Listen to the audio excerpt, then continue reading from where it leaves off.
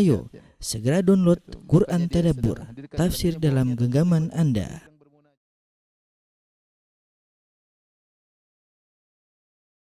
Bismillahirrahmanirrahim. Assalamualaikum warahmatullahi wabarakatuh. Alhamdulillahi ala ihsanih wa syukru lahu ala taufiqihi wa amtinanih. Asyhadu an la ilaha illallah wahdahu la syarika lahu ta'ziman li sya'nih.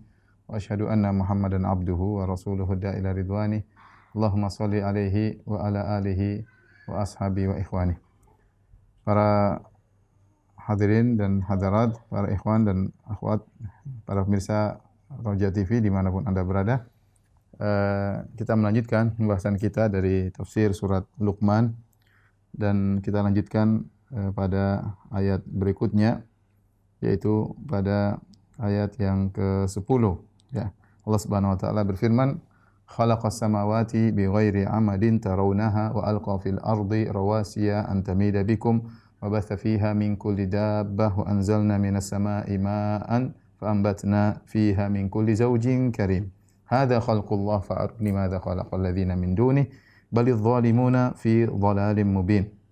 Allah berfirman, dialah Allah yang telah menciptakan langit, ya, yang bertingkat-tingkat, ya, 7 langit tanpa ada tiang yang kalian lihat, dan Allah melemparkan ke atas bumi hujan gunung-gunung, ya, yaitu Allah meletakkan di gunung-gunung di atas permukaan bumi agar tidak menggoncangkan kalian, dan Allah memperkembangbiakan segala macam jenis makhluk yang bergerak, yang bernyawa di bumi, dan kami turunkan air hujan dari langit lalu kami tumbuhkan padanya segala macam tumbuh-tumbuhan yang baik. Inilah ciptaan Allah, maka perlihatkanlah olehmu kepadaku apa yang telah diciptakan oleh sembahan-sembahan kalian selain Allah.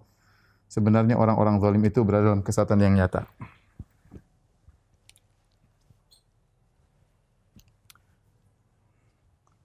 Allah Subhanahu wa taala berfirman, ya, khalaqas samawati bighairi amadin tarawnaha. Allah telah menciptakan,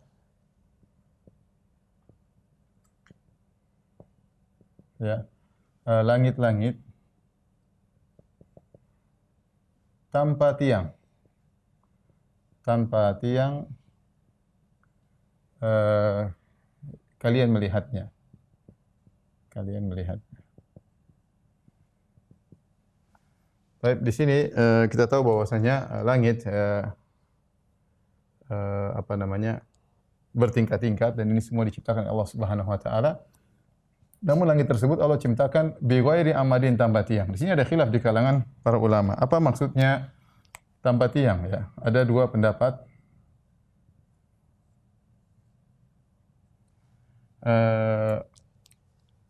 Pendapat pertama mengatakan bahwasanya tiang tersebut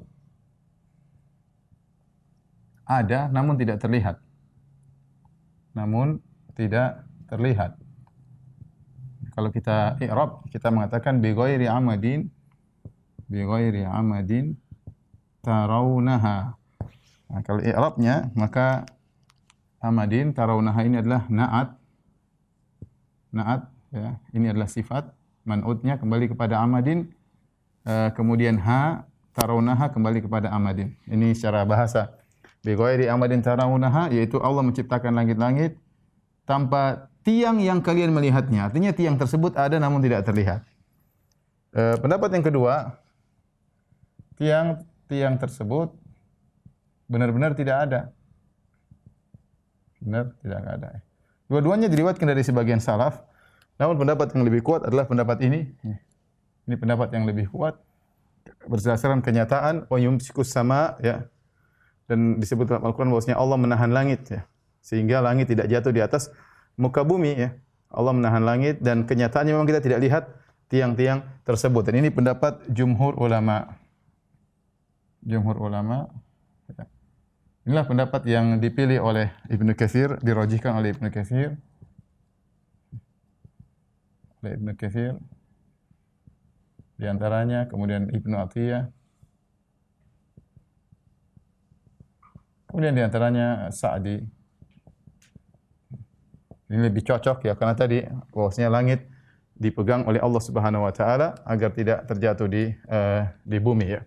Jadi yang benar langit tegak tanpa ada tiang sama sekali. Kalau dalam kondisi seperti ini maka i'rabnya bi ghairi samawati bi ghairi amadin tarawnaha ya, hanya kembali kepada samawat. Kembali kepada samawat, kemudian tarawnaha i'rabnya adalah hal. Hal kembali kepada samawat. Sahibatul halnya. Ya. Ini bagi yang tahu i'rab. Ya, taib. Khalaqa samawati bighairi amadin tarawnaha. Kemudian kata Allah, wa alqa fil ardi rawasiya ya, rawasiya antamida bikum. Wa basta fiha min kulli dabbah ya. Sebelumnya kita ingin ingatkan tentang agungnya ciptaan Allah Subhanahu wa taala. Di antara ayat-ayat Allah yang sering Allah sebutkan dalam Al-Qur'an adalah tentang langit. Yang bagaimana langit tersebut megah, ketibakan berlapis-lapis bahkan 7 lapis yang semua itu tegak di atas bumi ya, tanpa ada tiang sama sekali, ya. Kita aja kalau membuat rumah yang besar harus ada tiangnya ya. Belum lagi kalau ada ketidakseimbangan, ada yang agak turun, ada yang agak naik, ada bolongnya. Tapi langit luar biasa, begitu luasnya, begitu kokohnya ya. Dengan beratnya, berisi dengan benda-benda langit, namun tidak ada celahnya sama sedikit pun ya. Hal tara min futur, tidak ada celahnya sama sekali. Kemudian kokoh dan tanpa tiang, dan itu yang menakjubkan. Dan ini ada sedikit faedah yang bisa kita ambil bahwasanya ya, saya sering sampaikan faedah akidah ya. Ya. Bahwasanya bumi ya, langit ya. Ini bumi. Bumi. Ini langit ya. Kita tahu bahwasanya langit di atas bumi. Kemudian langit lebih besar daripada bumi. Namun, ya, sebentar. Langit di atas bumi, namun langit lebih besar daripada bumi.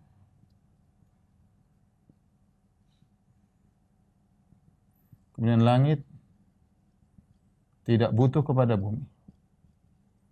Tiang dari bumi. Kenapa? Karena Allah yang memegangnya. Baik. Kita ingin menyampaikan karena sebagian ahlul bidah ketika menolak Allah di atas, ya mereka memakai logika. Dan ini disampaikan oleh Ar-Razi dalam kitabnya As-Taqdis. Kata mereka, kalau Allah di atas, berarti Allah lebih kecil daripada arsy. Karena yang di atas butuhkan kepada yang di bawah. Dan berarti yang di atas dinaungi oleh yang di bawah. Ini logika mereka. Kemudian yang di atas butuh kepada yang di bawah. Seandainya kalau arsy jatuh, Allah ikut jatuh. Maka dibantah oleh para ulama dengan logika sederhana. Ya, jadi saya ulangi logika mereka, Allah di atas, tidak masuk logika mereka. Kata mereka, kalau Allah di atas, berarti lebih kecil daripada arsy. Berarti arsy itu menaungi Allah. Ya. Yang kedua, Allah butuh kepada arsy karena di atas butuh kepada yang di bawah. Kalau arsy jatuh, Allah ikut jatuh. Ini tidak benar.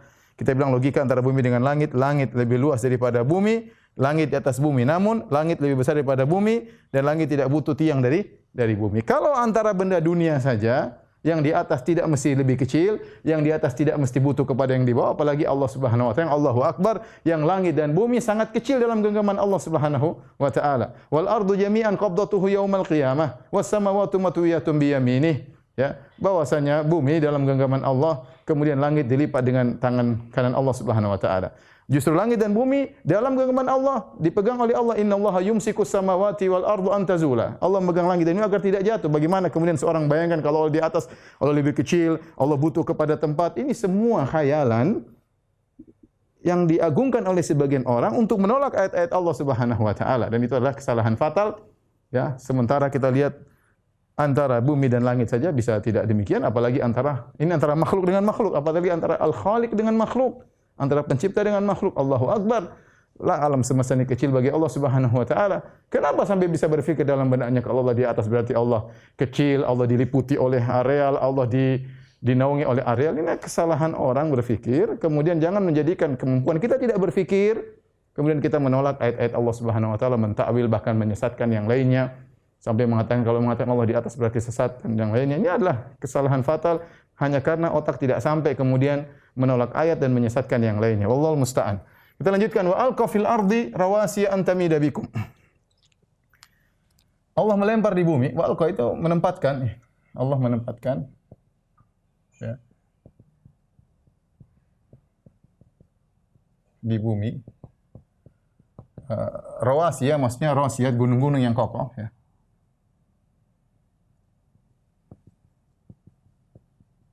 Untuk apa? Agar bumi tidak menggoncangkan kalian.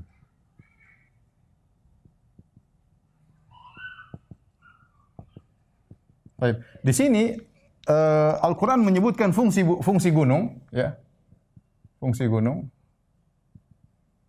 Apa fungsi gunung? Adalah untuk ini tadi, agar bumi tidak menggoncangkan kalian. Dan ini di antara satu i'jazul Qur'an, di antara mukjizat Al-Qur'an bahwasanya di antara mukjizat Al-Qur'an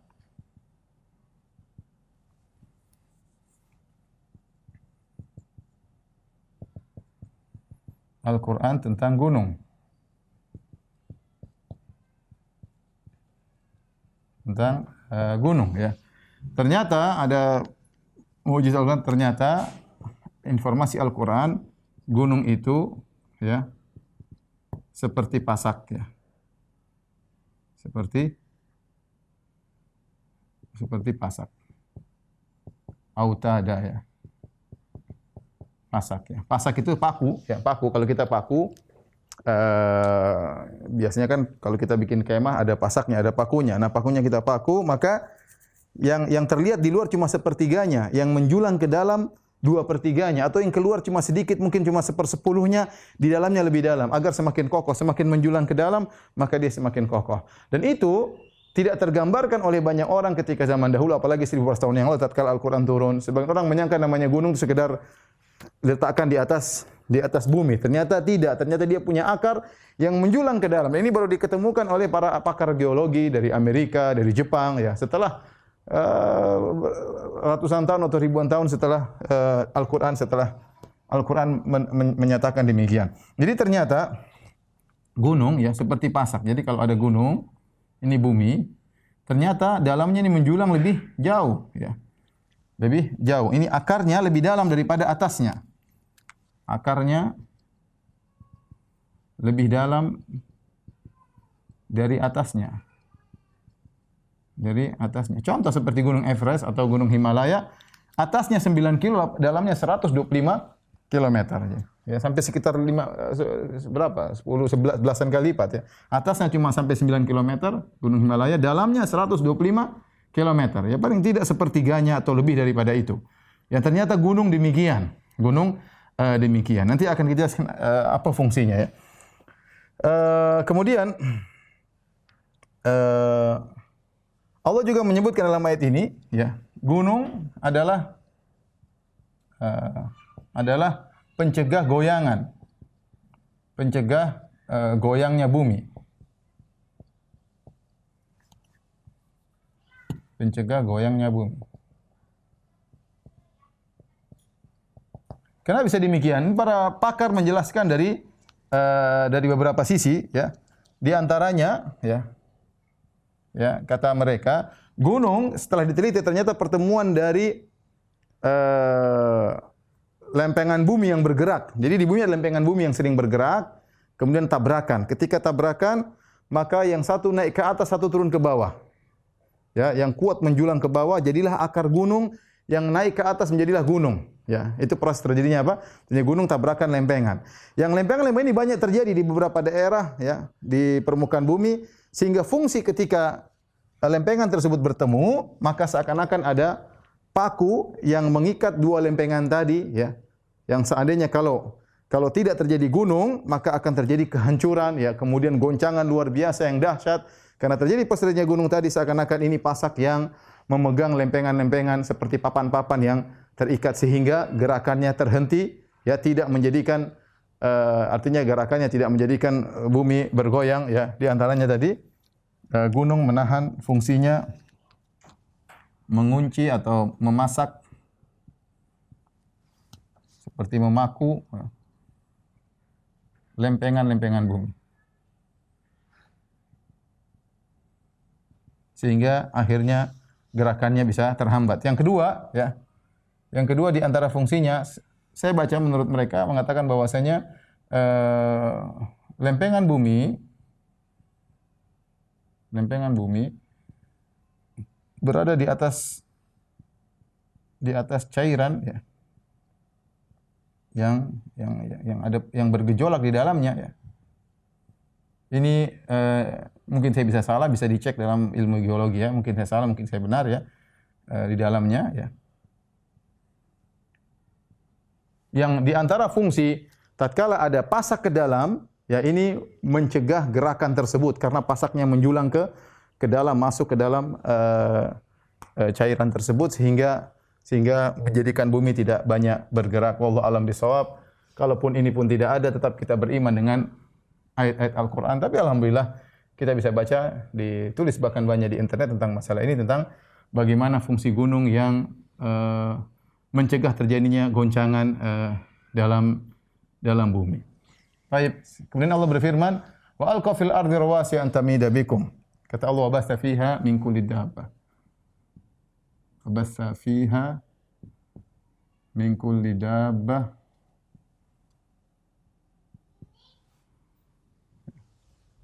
Wa anzalna minas sama'i ma'an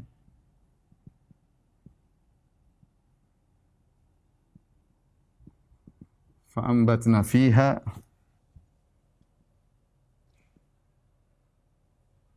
min kulli zaujin karim, min kulli zaujin karim, ya.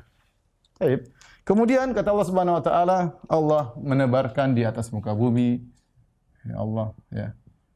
Menebarkan di atas muka bumi atau di bumi, ya, di bumi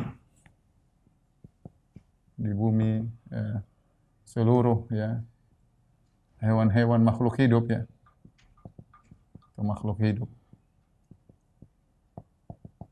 Dabbah maksudnya hewan, ya. Wa anzalna minas sama'i ma'an, dan kami turunkan dari langit air.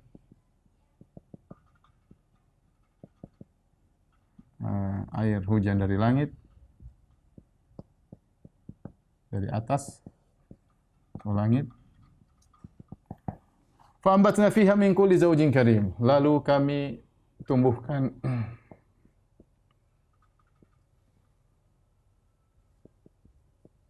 di bumi, ya, dari seluruh, ya, jenis yang mulia.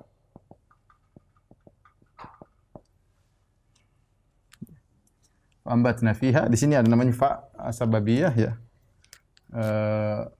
Dengan air tersebut, ya, maka Allah tumbuhkan berbagai macam tumbuh-tumbuhan yang mulia, yaitu yang indah, yang mulia atau yang indah, ya. Kata para ulama, karim di sini bisa diartikan pada dua makna, karim atau mulia, ya, indah.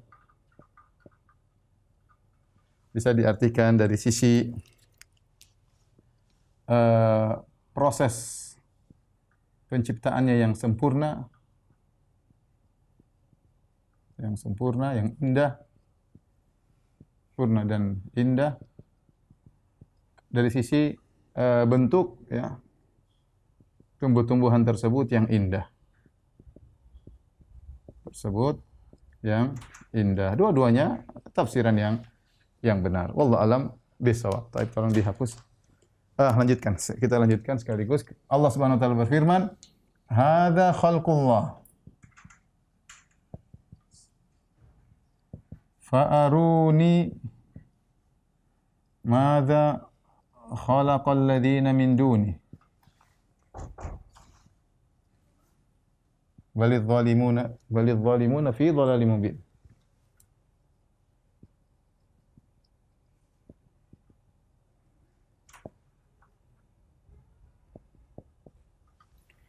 Kata Allah, inilah ciptaan Allah. Inilah ciptaan Allah. Fa'aruni madza khalaqal ladzina min duni. Maka perlihatkanlah kepadaku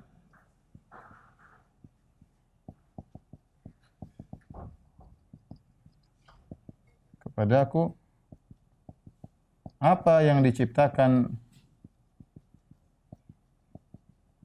oleh sembahan-sembahan kalian selain Allah. Balidz zalimuna fi dhalalim mubin. Bahkan ya, orang-orang zalim dalam kesesatan yang nyata. Dan inilah yang kita tidak habis pikir ya. Ya. Tidak habis pikir. Bagaimana mungkin seorang menyembah Tuhan yang tidak pernah mencipta? Ini pertanyaan apa namanya? Yang harusnya dipikirkan oleh manusia. Bagaimana mungkin? Maksudnya zalimin, maksudnya orang zalim, maksudnya orang musyrik. Zalimun maksudnya orang-orang musyrik yang menyembah selain Allah. Ya. Bagaimana bisa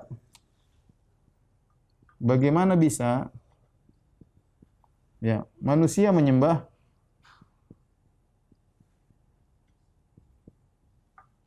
selain pencipta? Kok bisa demikian ya? Tidak logis ya. Ada yang menyembah Nabi, misalnya Nabi Isa. Nabi Isa tidak pernah mencipta. Tidak ada satupun tersebut dalam kitab suci bahwasanya Nabi Isa mencipta. Enggak ada. Ya. Bahkan Nabi Isa lapar, Nabi Isa haus, Nabi Isa tidur, Nabi Isa alaihissalam ketakutan, Nabi Isa alaihissalam dikejar-kejar. Nah, kemudian bagaimana tidak pernah disebutkan dia mencipta sedikit pun. Lantas bagaimana seorang bisa menyembah yang tidak mencipta?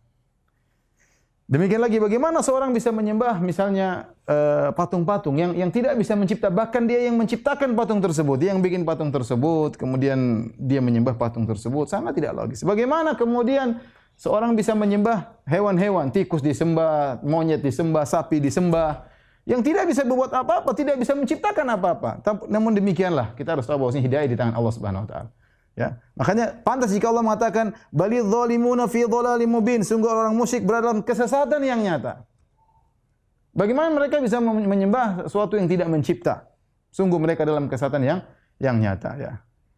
Karena ini hujjah atau untuk membantah orang-orang musyrikin yang mereka menyembah sesuatu yang mereka tahu itu tidak mencipta. Aneh, mereka tahu tidak mencipta kemudian mereka sembah.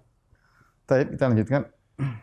Selanjutnya kita masuk pada ayat yang berikutnya, ayat yang 13. Allah Subhanahu wa taala berfirman, ayat yang ke-12 ya. Wa laqad atayna Luqmanal hikmata an yashkur lillah. Wa may yashkur fa inna ma yashkur li nafsihi.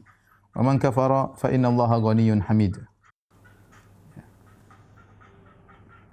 Kata Allah Subhanahu wa taala, sungguh kami ya telah berikan hikmah kepada Luqman, yaitu bersyukurlah kepada Allah. Dan barang siapa bersyukur kepada Allah, maka sungguhnya dia bersyukur untuk dirinya sendiri. Dan barang siapa yang kufur, tidak bersyukur, maka sungguhnya Allah Maha Kaya, Maha Terpuji. Setelah itu Allah menyebutkan di antara hikmah-hikmah yang Allah turunkan, berikan kepada Luqman, yaitu nasihat dia kepada anaknya. Kata Luqman, ya, wa idz qala Luqmanu li ibnihi wa huwa ya'idhuhu ya bunayya la tusyrik billah innasyirka la dzulmun 'adzim. Tatkala Luqman berkata kepada putranya, sementara dia sedang menasihatinya, ya bunayya la tusyrik billah, wahai putraku janganlah kau berbuat syirik kepada Allah. Innasyirka la dzulmun 'adzim, sungguhnya kesyirikan adalah kezaliman yang agung.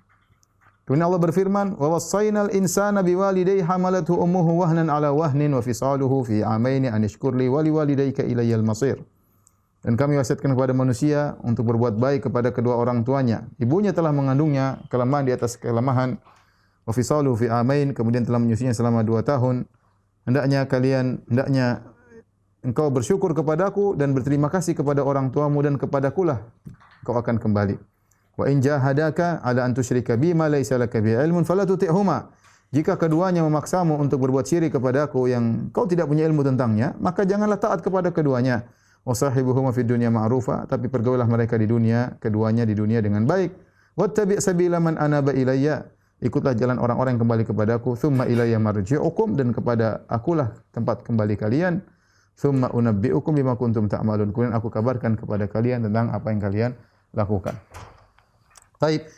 Kita masuk bicara tentang siapa Luqmanul Hakim. Orang sebut dengan Luqmanul Hakim, ya.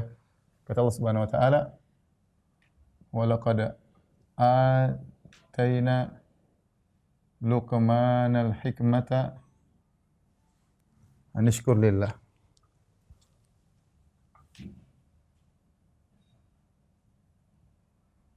Anishkur lillah. Wa may yashkur fa innama yashkur nafsihi. Fa innahu yashkuru li nafsihi. Wa man kafara fa inna Allaha ghaniyyun hamid.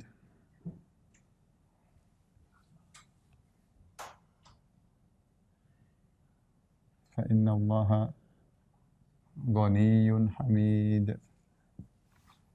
Taib. Wa laqad atayna,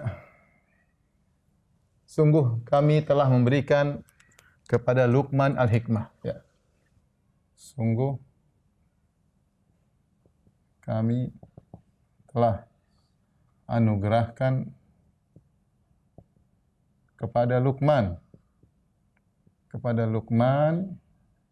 apa? Al-hikmah.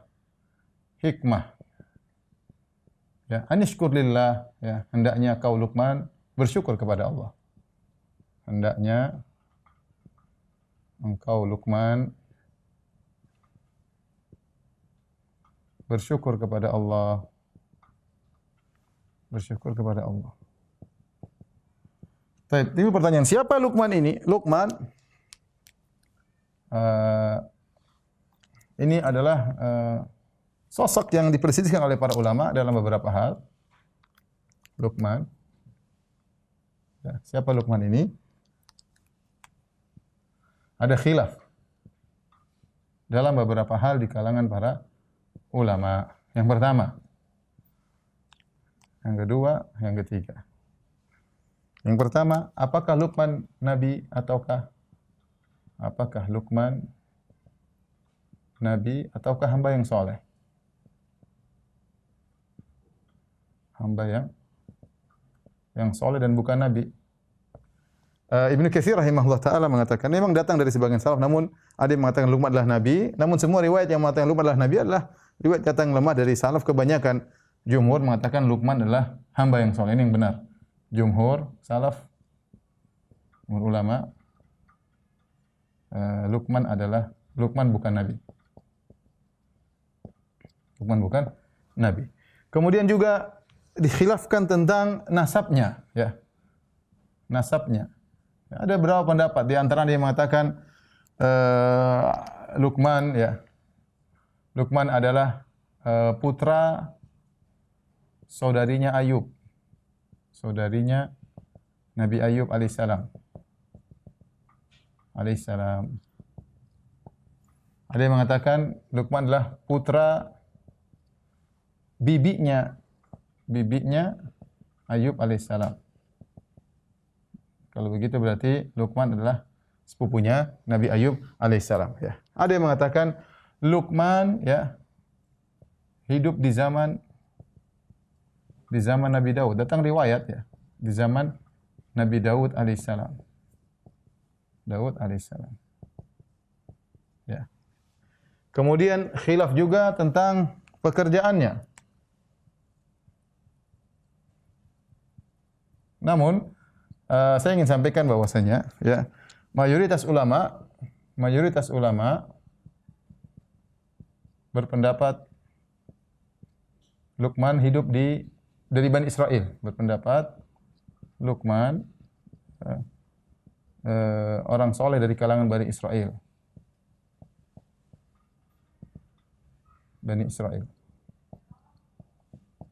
Taib. Pekerjaannya pun ada khilaf. Ada yang mengatakan dia adalah najjar, ya, tukang kayu, ya. Ada yang mengatakan dia khayyat, tukang jahit. Ada yang mengatakan dia adalah qadhi. Qadhin, yaitu qadhi, hakim di zaman Nabi Daud. Di zaman Nabi Daud alaihissalam. Ada yang mengatakan dahulunya dia adalah budak, ya. Budak yang dibebaskan oleh tuannya.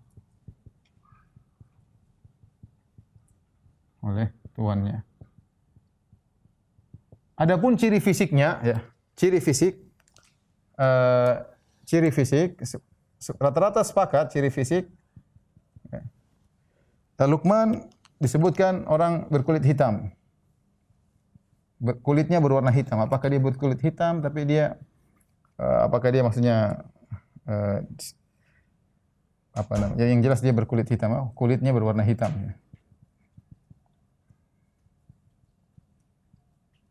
Bahkan disebutkan juga hidungnya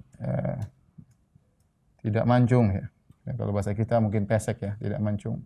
Disebut oleh para ahli tafsir. Kemudian di antara sifatnya kedua bibirnya tebal. Seperti ciri-cirinya orang hitam, orang negro dan misalnya bibirnya hitam, ya. Kedua bibirnya tebal, ya. Inilah Luqman, subhanallah, bagaimana seorang yang berkulit hitam, kemudian bibirnya tebal, tapi hatinya bersih, kemudian Allah pilih dia. Ini menunjukkan Islam benar-benar tidak rasis, ya. Tidak membedakan antara hitam dan putih dari warna kulit, ya. Dan sebagaimana banyak orang-orang mulia yang mereka berkulit hitam dalam Islam, ditanya Bilal bin Rabah, ya. Di antaranya Luqman, bagaimana Allah jelaskan bahwasanya Luqman berkulitnya hitam, hidungnya tidak mancung, kedua bibirnya tebal, ya. Fisiknya mungkin biasa atau bahkan tidak menarik, tetapi ternyata dimuliakan oleh Allah Subhanahu wa taala. Makanya Nabi berkata, "Innallaha la yanzuru ila suwarikum wala ajsamikum walakin yanzur ila qulubikum wa a'malikum." Sesungguhnya Allah tidak melihat kepada rupa kalian, tidak melihat kepada paras kalian, fisik kalian, tapi Allah lihat kepada hati kalian dan Allah lihat kepada amal kalian. Maka jangan terpedaya, ya. Kita selalu memperhatikan fisik kita, memperhatikan rupa kita, ya, tapi kita lupa membersihkan hati kita, kotoran dalam hati kita. Lihatlah Luqman, sampai orang bilang badannya hitam, hatinya putih bersih. Tapi ini kira-kira tentang Luqman, intinya sepakat dia adalah seorang hamba soleh dan ada beberapa khilaf di kalangan para ulama. Ya Allah, dan disebutkan oleh para ulama Luqman adalah orang yang masyhur. Sampai di sini dalam suatu riwayat ketika Nabi bertemu dengan Suwaid bin Samit, ya. Ketika itu dia seorang ahli yang memberi nasihat, ketemu dengan Nabi SAW, Nabi dakwahi dia. Ini sebelum hijrah, Nabi dakwahi dia karena dia seorang yang terkenal, pandai berbicara, beri nasihat. Maka Suwaid mengatakan, saya punya sesuatu yang saya bawa. Nabi bertanya, apa yang kau bawa? Kata dia, Majalatul Luqman. Itu nasihat-nasihat Luqman. Maka Nabi mengatakan, coba dengarkan kepadaku. Maka Suwaid bin Samit menyampaikan kepada Nabi SAW. Kalau saya tidak salah ingat namanya Suwaid bin Samit, nanti bisa dicek lagi. Dia menyampaikan nasihat tersebut, kata Nabi, ini perkataan laqaulun hasan, ini perkataan yang indah. Walladhi indi ahsan min hadza, yang saya bawa lebih baik daripada ini, kata Nabi sallallahu alaihi wasallam. Maka Nabi pun menyampaikan ayat-ayat Al-Qur'an. Akhirnya Suwaid ketika tidak beriman langsung di depan Nabi, tapi ketika dia pulang kampung ke kaumnya, disebutkan terjadi peperangan, kalau tidak salah di perang Bu'as, dia meninggal, semua orang mengatakan dia sudah masuk Islam. Ya, tetapi nasihat-nasihat Luqman adalah suatu perkara yang masyhur, ya, sampai orang-orang Arab pun mengenalnya. Tentang Luqman ini, nasihatnya dikumpulkan sampai dibawa oleh Suwaid bin Samit tadi tentang nasihat-nasihat Luqman.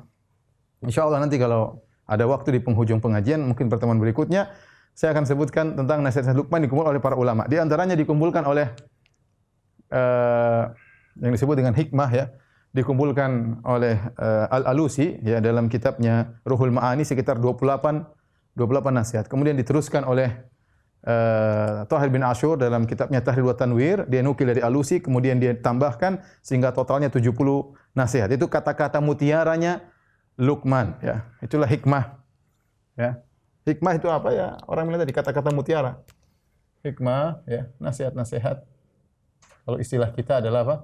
Kata-kata mutiara. Kata-kata emas, ya. Dari Luqman Al-Hakim.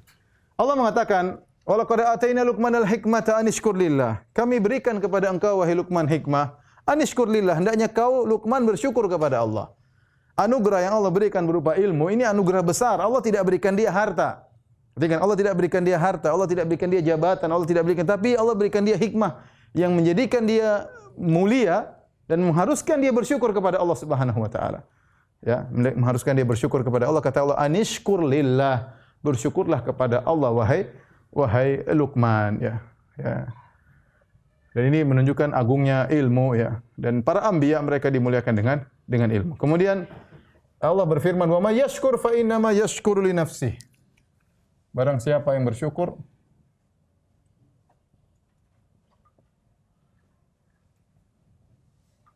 sungguhnya dia bersyukur untuk dirinya.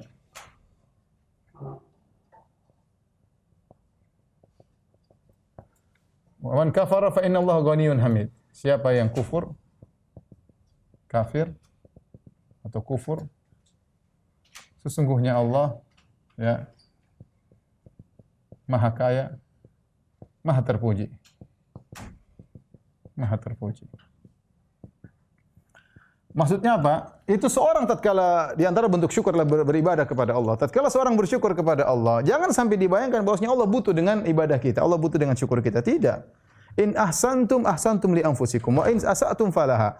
Kalau kalian berbuat kebaikan, maka untuk diri kalian. Kalau kalian berbuat keburukan, maka falaha, keburukan kembali kepada diri kalian, ya. Jadi semuanya untuk kita, ya. Semuanya untuk kita. Oleh karenanya dalam ayat dalam hadis qudsi Allah mengatakan, "Ya ibadi law anna awwalakum wa akhirakum wa insakum kanu ala atqa qalbi rajulin wahidin minkum ma zada fi mulki syai'a." Wahai hamba-hambaku, ya. Kalau kalian dari awal sampai akhir, jinnakum wa insakum, jin dan manusia, semuanya berada di atas hati orang terbaik di antara kalian. Semuanya hatinya seperti Nabi Muhammad SAW. Semua di atas muka bumi ini Muhammad SAW. Semua di atas muka bumi ini para anbiya, semuanya Nabi.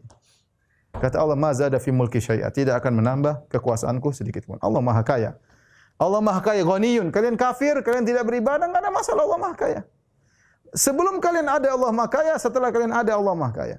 Dan Allah tetap Maha terpuji dengan kemuliaan sifat-sifatnya, ghaniyun hamid. Dan ini peringatan bagi kita bahwasanya sungguhnya kalau kita beribadah, berterima kasih ya buat kita, bukan buat Allah Subhanahu wa taala. Ya. Kalau kita kufur, ya kita yang kena celaka sendiri. Kemudian Allah berfirman, "Wa idz qala Luqmanu li binihi."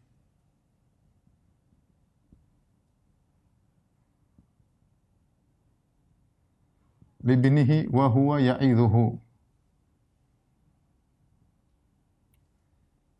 Ya bunayya la tusyrik billah. Inna syirka la zulmun azim.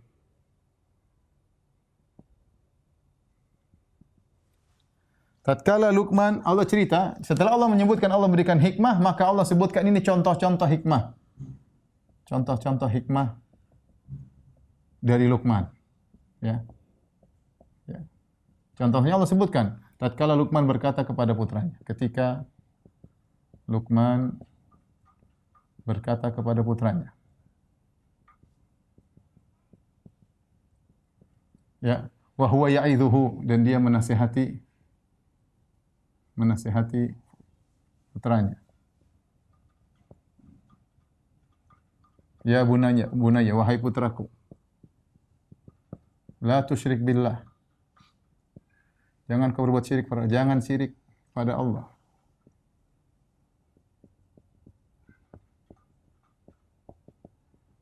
Sungguhnya syirik adalah kezaliman yang nyata, yang agung, ya, yang besar. Syirik adalah kezaliman yang besar, ya. Baik.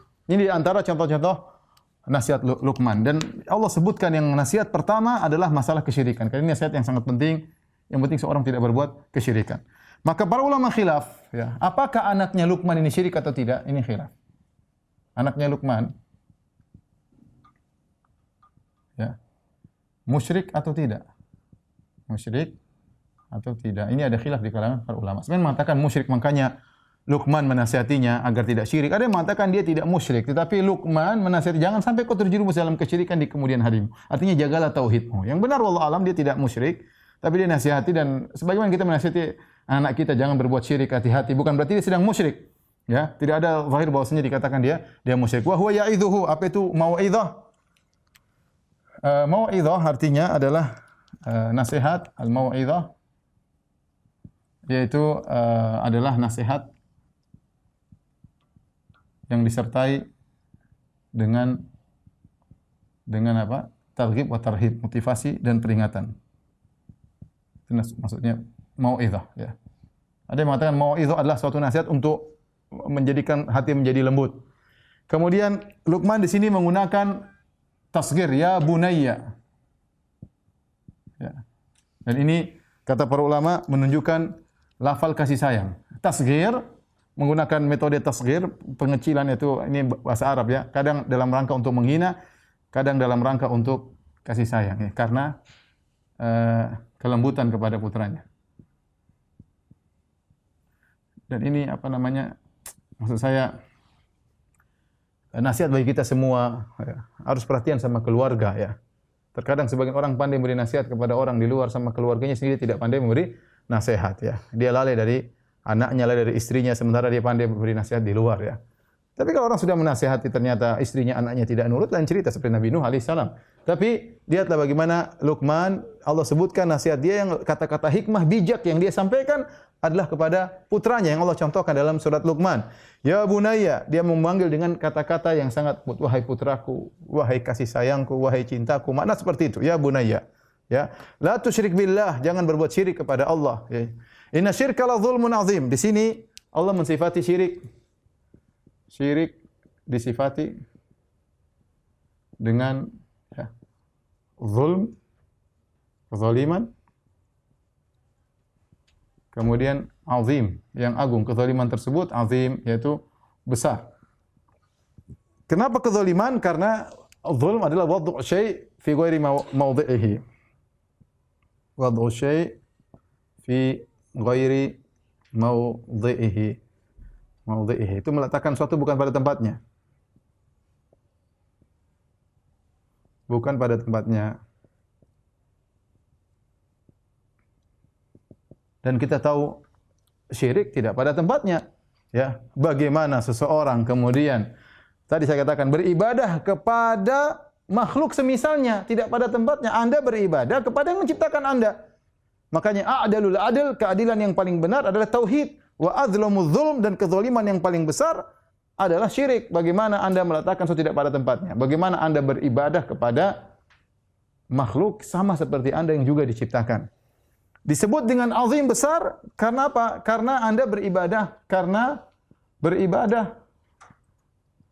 kepada sesuatu yang tidak memberi karunia,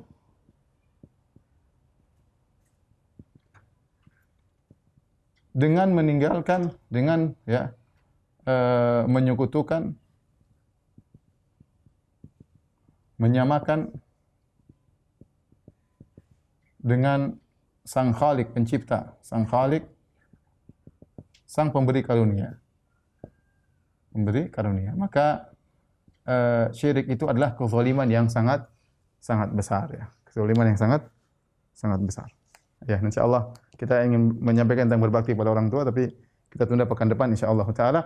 Demikian saja para pemirsa Roja TV dimanapun Anda berada, kajian kita insyaallah kita lanjutkan pekan depan masih dalam surat Luqman dengan izin Allah taala ya. Kurang lebihnya saya mohon maaf. Subhanakallah bihamdik asyhadu an la ilaha illa anta astaghfiruka wa atubu ilaik. Assalamualaikum warahmatullahi wabarakatuh.